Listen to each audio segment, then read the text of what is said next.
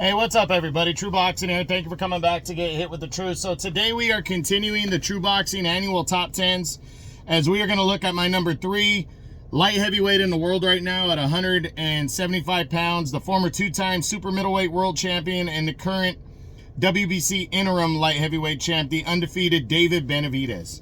Now, before we get into that, if you could smash the like button, leave a comment, or subscribe to the channel, I really do appreciate any and all support that I can get as I continue to build my channel here.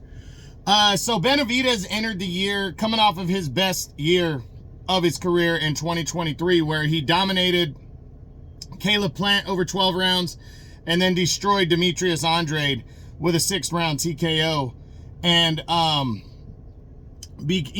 that really set him aside, but it really finally completely, even though a lot of people are like, oh well, he was calling Canelo out for years. Well, yeah, but he hadn't beaten the top tier opponents that Canelo had beaten, like on that level, to earn the fight with Canelo.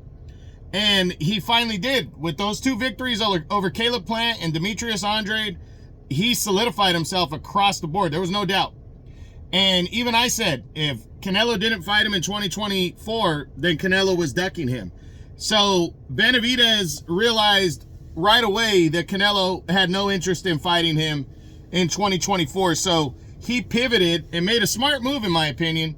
He moved up to light heavyweight to try to make some noise there with the undisputed title on the horizon between Beterbiev and Bivol at the time. So in June, on the Tank Davis card, where they shared they were double main events, he would take on former WBC champion Alexander Gvozdyk.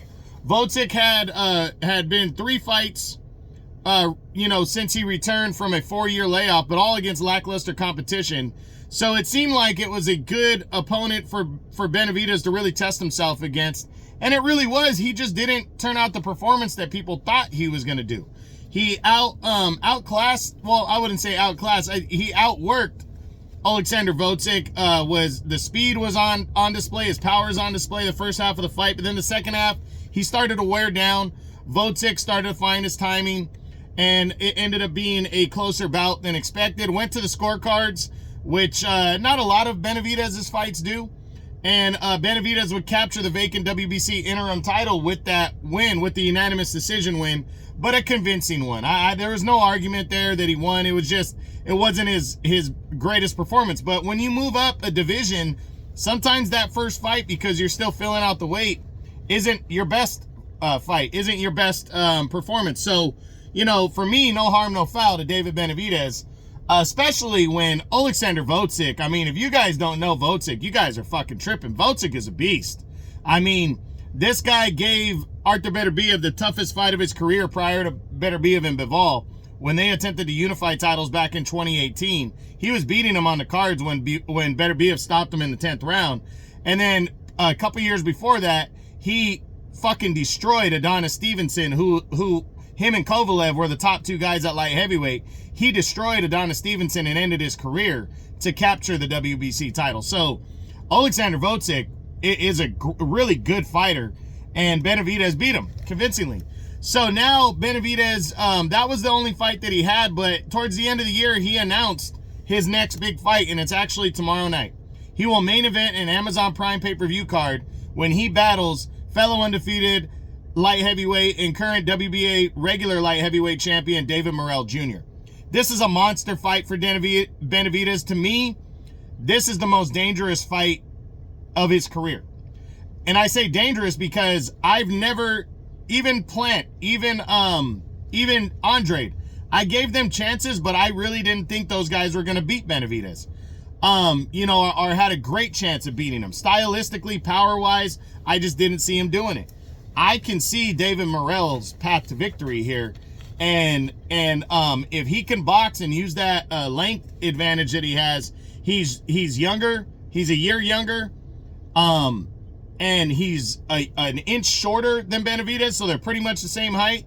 And but he has a 4-inch reach advantage, and he's a superior boxer overall. So if Morell can box Benavidez might be in trouble. But I picked Benavidez in this fight. I think the guy's got a heart and will of a lion. He keeps coming, and unless you can really hurt him, I don't think Morell's going to be able to keep him off of him for the entire fight. So I picked Benavidez to win this fight late, but it's a 50-50 type fight, and it's a good matchup.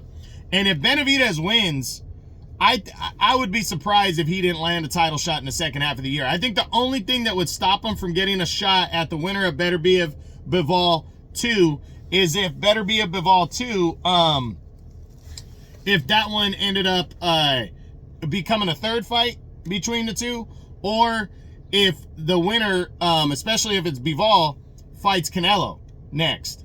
But so I really think Benavidez is going to get a shot at the title. I think there's a good chance he gets a shot. If he beats Morell, he gets a shot at the winner of Beterbiev Bivol. So it's going to be interesting to see what happens at the end of February after the undisputed title fight, and if Benavidez gets by Morell. But if he does, Benavidez is on a rocket straight to a world title shot and superstardom, because he's already a star. He just needs to hit that superstar status, and his opportunity and his moment is here. He's going to get that opportunity. 28 years old, 29-0, 24 knockouts.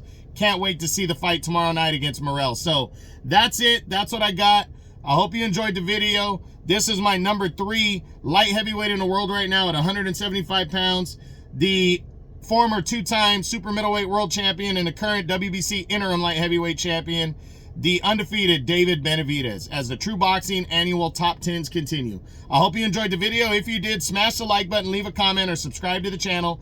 I appreciate any and all support. This is True Boxing, and you've been hit with the truth.